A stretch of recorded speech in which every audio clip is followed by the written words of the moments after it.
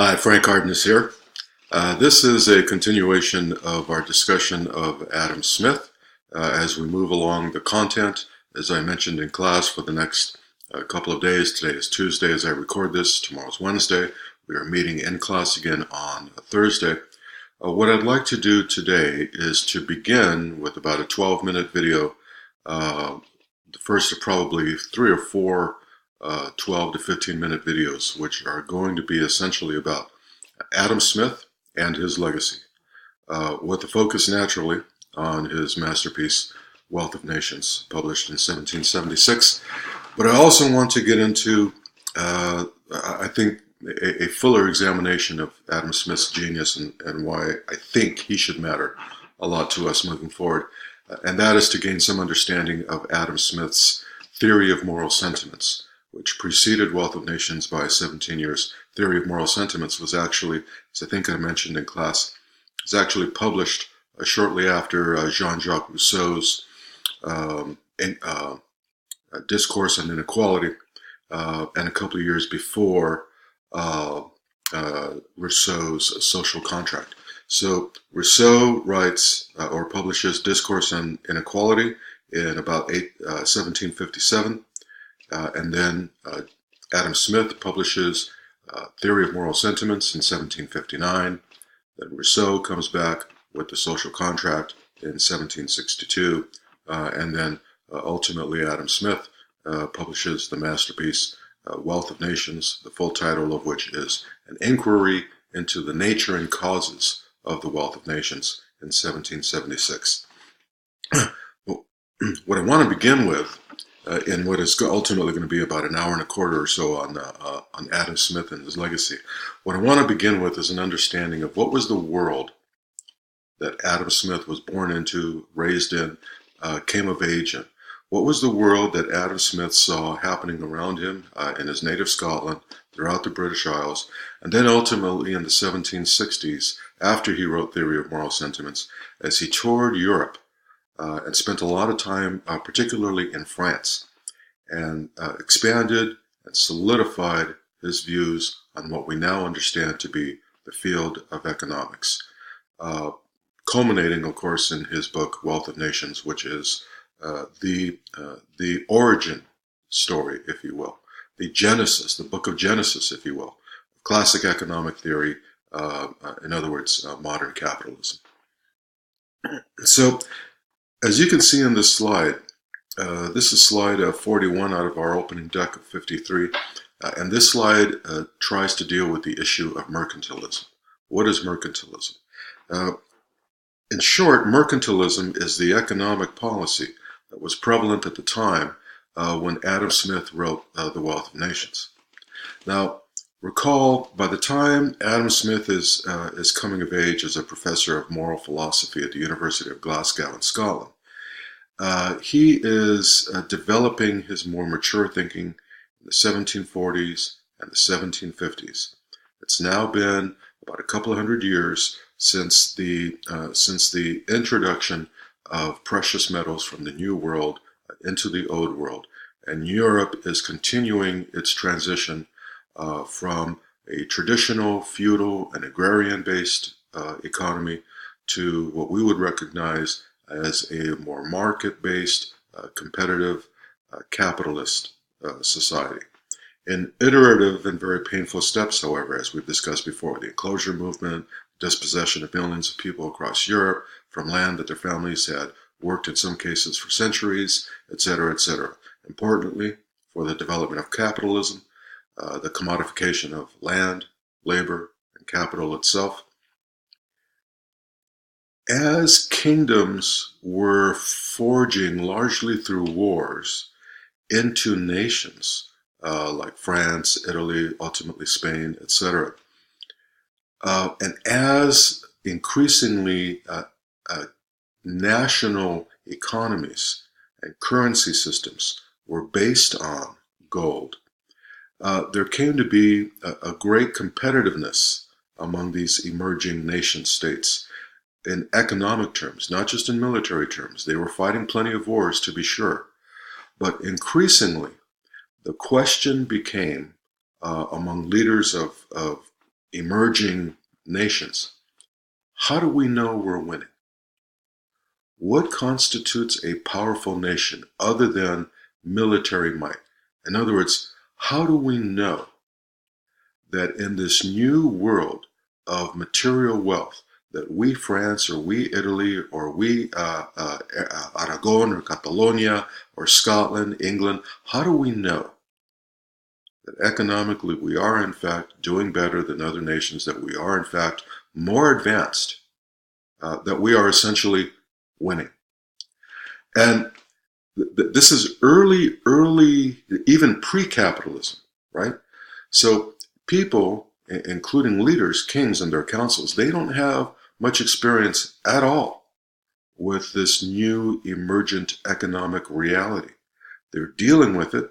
They're trying to manage it. They don't yet understand it, much less how to gauge their own individual national success.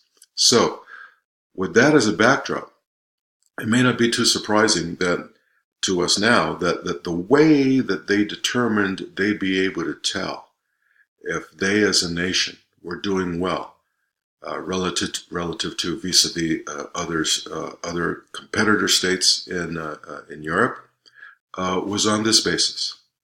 Essentially, he who has the most toys win. Okay, and that is essentially mercantilism. Because as you can see here in my description, mercantilism emerged as a policy, almost by default, of trying to increase your national power by managing your economy in such a way that you promote your exports. You're trying to get other nations to buy as much of the stuff that you make in your country as possible. Why? Because when you trade with other nations and you sell them your stuff, they are paying for your stuff in what? In gold and silver. And that's what everybody wants. On the flip side then, right, commensurately, it stands to reason, following this logic that he who has the most toys must be the winner, you want to downplay, you want to discourage imports of goods from other countries, because to the extent that you are importing goods from other countries, you are then paying for those goods in gold and silver, in hard currencies, and you don't want to do that.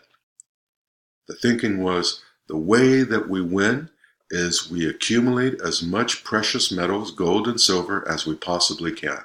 That means export as much as you can, import as little as you can.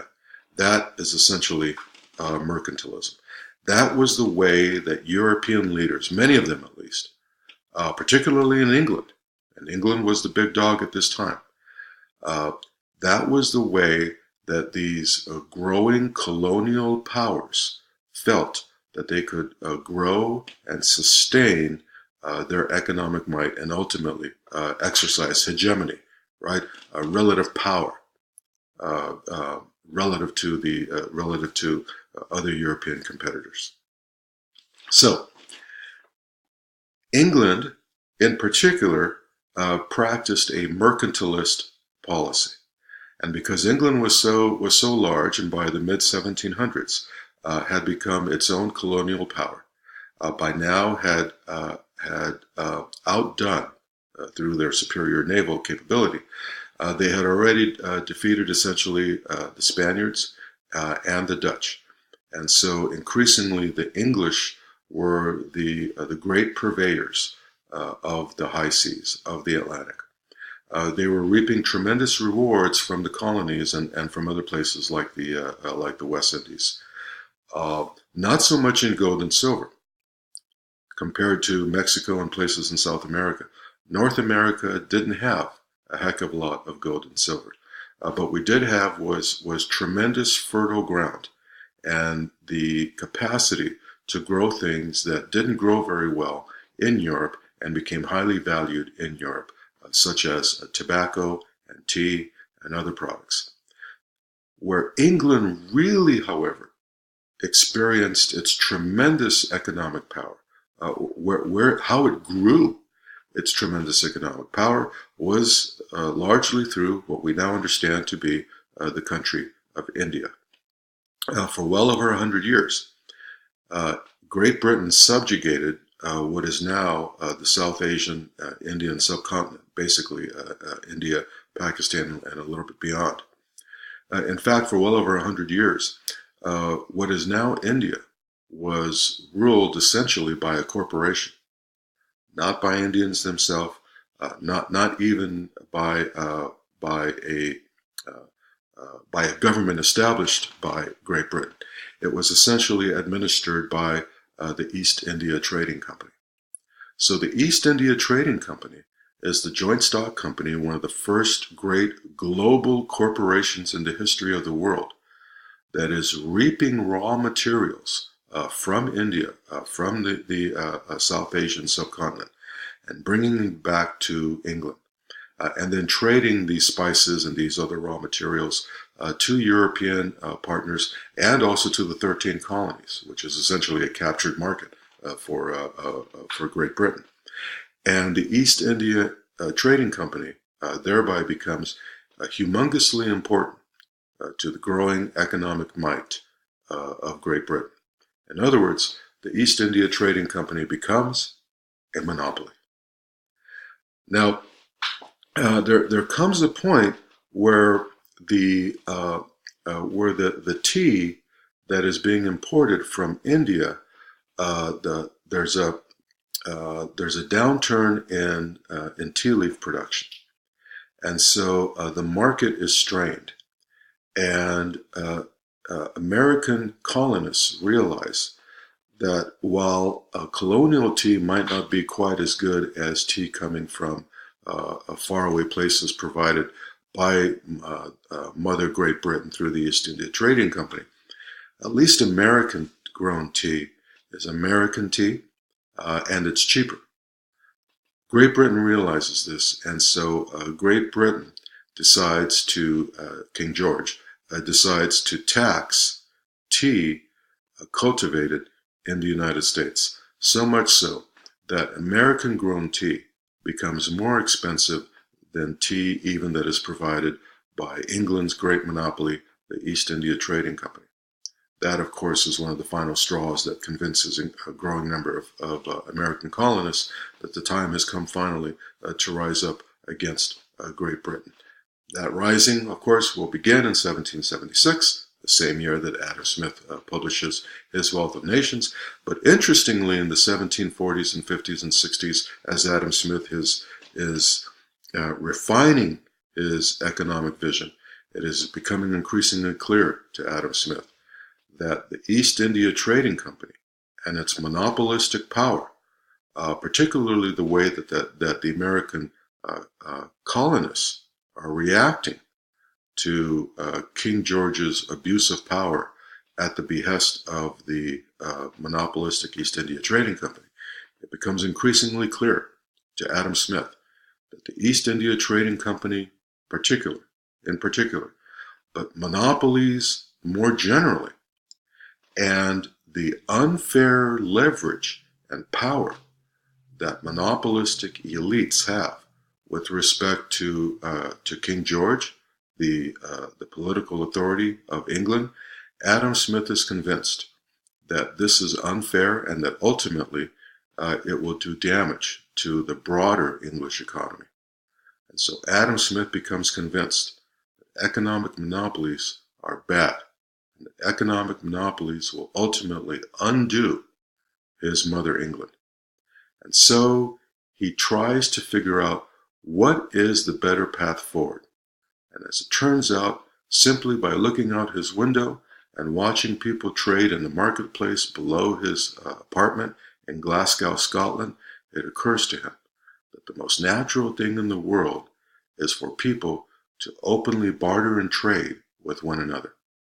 And that maybe, just maybe, the key to human material success after all will come not through government mandates and intervention, not through government-favored monopolies, but through free enterprise, from people exercising their own desires, with government getting out of the way. That becomes the germ that would become a flourishing testimony